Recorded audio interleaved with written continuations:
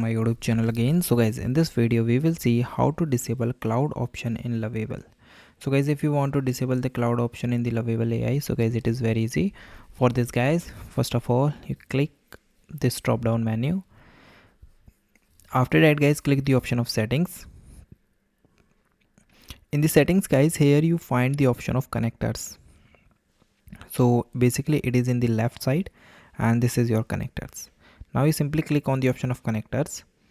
When you find the connectors, here you see the option of one cloud.